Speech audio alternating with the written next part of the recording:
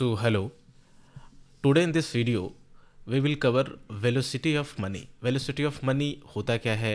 ये इकोनॉमी में कोई मनी जो होती है वो किस तरह से मूव करती है, क्या इसके फार्मूलाज होते हैं, क्या इसके कैलकुलेशंस होते हैं वेलोसिटी ऑफ मनी के, हाई वेलोसिटी ऑफ मनी क्या होता है, लो वेलोसिटी ऑफ मनी क्या होता है, इसके इम्प्लीकेशंस क्या होते हैं, इन सब चीज़ों की बात आज के इस वीडियो में हम लोग करेंगे.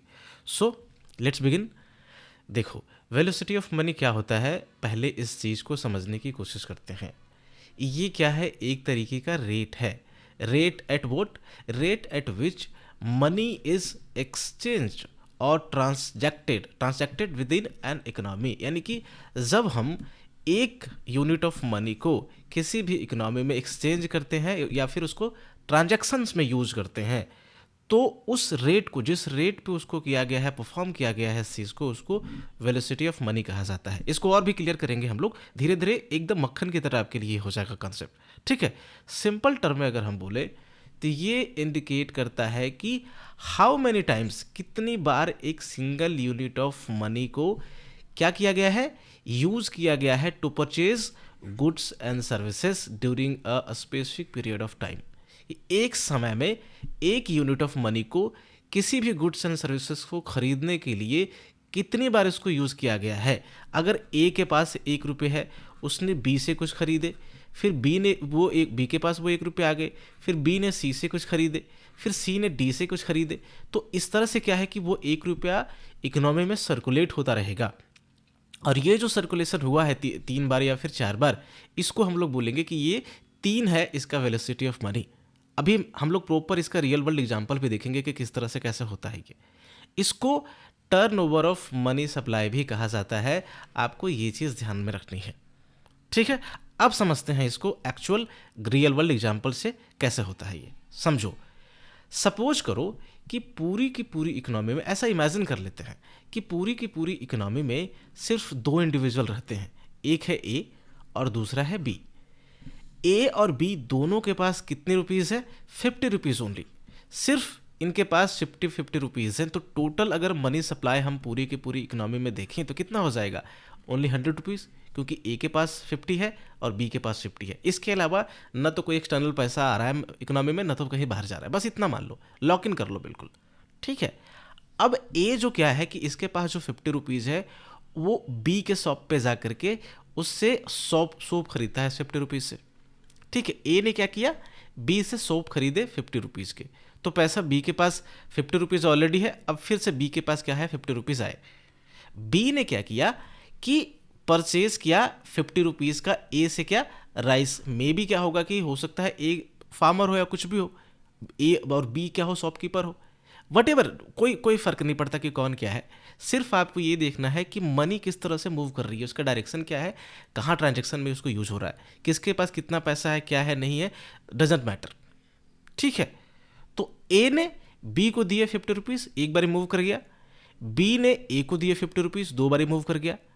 फिर यहाँ पे आप देखोगे कि ए ने क्या किया कि बी से वापस से, क्योंकि बी ने वापस से जब 50 रुपीज़ दिए तो हो सकता है ए के पास आ गया पैसा, तो ए ने फिर से यूज़ कर लिया इसको, वापस इसने सोप खरीदा 50 रुपीज़ का. अब बी से फिर से 50 रुपीज़ बी के पास आया, तो इसने वापस से क्या किया कि ए से वापस से राइस जा करके खरीद लिया. यानी ए ने 2 बार ट्रांजैक्शन किया, बी ने 2 बार ट्रांजैक्शन किया 50 रुपीज़ का. क्लियर. अब इस सिनेरियो में देखो कि ए और बी कलेक्टिवली कितने अमाउंट का ट्रांजैक्शन उन्होंने किया है. देखो, 50 का 4 बार किया है, एक तरह से आप देखो तो 2 बार दोनों ने किया है. तो ये हो गया 200 का ट्रांजैक्शन. यहाँ पे यही आपको इंडिकेट करेगा, जब हम लोग फार्मूला भी आगे देखेंगे तो ये आपका नॉमिनल जीडीपी को क्या करता है, इंडिकेट करता है. ठीक है. नॉमिनल जीडीपी मतलब उस ईयर में जो करंट प्राइस पे जीडीपी होती है उसको नॉमिनल जीडीपी बोलते हैं. तो 200 रुपीज़ हो गया, या फिर टोटल ट्रांजैक्शन हमने बोल दिया कि इतना हुआ. अब क्या है कि हमारे इकोनॉमी में कितना ओवरऑल मनी सप्लाई था? ओनली 100 रुपीज़ था total cash available. But nominal GDP कितनी क्रिएट होगी आपका? देखो 200 rupees, it's out of 100 rupees से इतना एक तरह से दुगना हो गया क्रिएट. ठीक है. इस कारण से, क्योंकि मनी को है मल्टीपल बार जो है वो यूज़ किया गया, मनी ने मल्टीपल हैंड जो है वो चेंज किए, इसकी वेलोसिटी इंक्रीज थी मनी की. ठीक है। तो यहाँ पे अगर आप वेलोसिटी ऑफ मनी निकालने की कोशिश करोगे तो जो भी नॉमिनल जीडीपी होगा आपका 200 से डिवाइड कर दोगे, जो आपका क्या होगा मनी सप्लाई हो गया, तो आपको निकल करके आ जाएगा 2।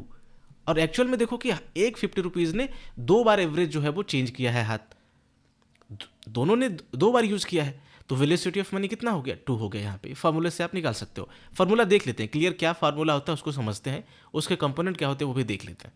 ठीक है। तो अगर कभी भी आपको वेलोसिटी ऑफ मनी का फार्मूला पूछा जाए तो आपको सिंपल बोलना है नॉमिनल जीडीपी वर्सेस ये, उसको क्या करो आप डिवाइड कर दो मनी सप्लाई से। ठीक है। वी को डिनोट करेंगे, वी का मतलब है वेलोसिटी ऑफ मनी।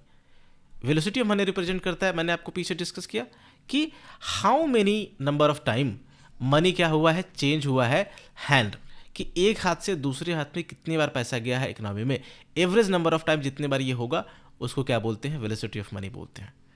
यहाँ पे नॉमिनल जीडीपी का मतलब वही है कि जो भी गुड्स एंड सर्विसेज की फाइनल वैल्यू होती है किसी भी इकोनॉमी में, किसी भी स्पेसिफिक पीरियड ऑफ टाइम में, उस total value of goods and services को बोलते हैं क्या, नॉमिनल जीडीपी। ये उस साल के करंट प्राइस पे इसको डिनोट किया जाता है।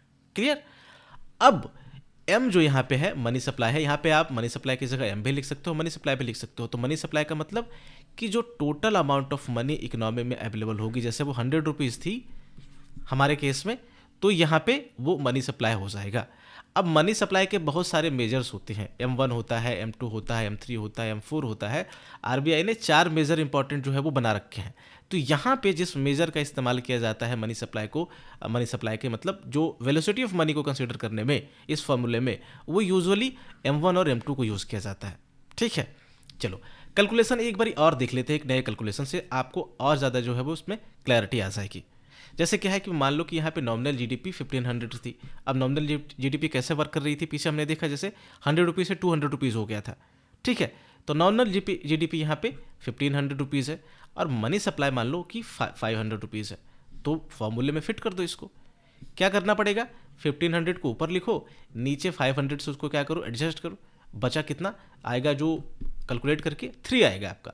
यानी कि इसका जो इससे जो इन्फ्रेंस निकलता है, इससे क्या पता चलता है कि ऑन एन एवरेज एक सिंगल रुपीज़ ने, एक सिंगल यूनिट ऑफ मनी ने कम से कम 3 बार जो है वो उसको यूटिलाइज किया गया है थ्रू आउट द कोर्स। ठीक है। यानी कि 1 रुपीज़ ने 3 बार जो है वो हैंड चेंज किया है, ए से बी के पास गया होगा, बी से सी के पास गया होगा, इस तरह से। तो ये आपको वेलोसिटी ऑफ मनी इस तरह की चीज़ों के बारे में बताता है कि कैसे मनी जो है वो कितना मूव किया है इकोनॉमी में। सिंपल। उसके बाद लो और हाई वेलोसिटी ऑफ मनी को देखते हैं कि इससे क्या समझ में आता है। हाई वेलोसिटी ऑफ मनी का मतलब है कि बार बार जो है वो मनी एक हाथ से दूसरे हाथ में जा रही है। तो ये क्या होती है, यानी इसका मतलब होता है कि लोगों के पास जब पैसा आता है तो इकोनॉमी में जल्दी से उसको खर्च करने की कोशिश करते हैं। जब खर्च करेंगे तो ये एक तरीके का हेल्दी साइन है किसी भी इकोनॉमी का कि इकोनॉमी अच्छे से चल रही है। जब पीपल ज़्यादा परचेज करते हैं तो क्या होता है, डिमांड इंक्रीज होता है। जब लोग जितनी ज़्यादा चीज़ें खरीदेंगे तो उतनी ज़्यादा चीज़ों की डिमांड करेंगे। जब ज़्यादा डिमांड होगा तो क्या होगा कि इससे बिजनेसेस को बहुत फ़ायदा होगा। जो भी वो प्रोडक्ट एंड सर्विसेज को आपका मैन्युफैक्चर कर रहे होंगे, वो क्या होगा, वो अच्छी कीमत पे, वो अच्छी प्राइसेस पे क्या होगा, बिक जाएगा। तो इसके कारण से यहाँ पे बिजनेसेस अच्छा परफॉर्म करेगी, लोगों को क्या करेगी, नए लोगों को रोज़गार देगी, एम्प्लॉयमेंट देगी। ओवरऑल जो है वो सरकार को टैक्स जाएगा, तो इकोनॉमी अच्छे से परफॉर्म करती रहेगी। तो ये हाई वेलोसिटी ऑफ मनी का मतलब हुआ। जब लो वेलोसिटी ऑफ मनी हो, इसका मतलब क्या है कि अगर एक के पास से मतलब कहीं से एक के पास से पैसा आया तो इसने आगे खर्च ही नहीं किया, इसने पैसे को हाथ बदलने ही नहीं दिया। ठीक है। तो जब यानी कि परचेज नहीं कर रहे लोग, खर्च नहीं कर रहे उस पैसे को, स्पेंड नहीं कर रहे, तो ये इंडिकेट करता है एक वीक इकोनॉमी को, और ये रिसेशन की तरफ इवेंचुअली लेके जाता है। जैसे यहाँ पे बिजनेसेस को फ़ायदा हो रहा था जब लोग ज़्यादा से ज़्यादा परचेज कर रहे थे, तो अब लोग यहाँ पे परचेज नहीं करेंगे तो eventually businesses will face the loss. उसके जब गुड्स एंड सर्विसेज बिकेगी नहीं तो अल्टीमेटली क्या होगा, उसको प्रॉफिट घटेगा। एक समय के बाद क्या आएगा कि उसको लॉस होना शुरू हो जाएगा।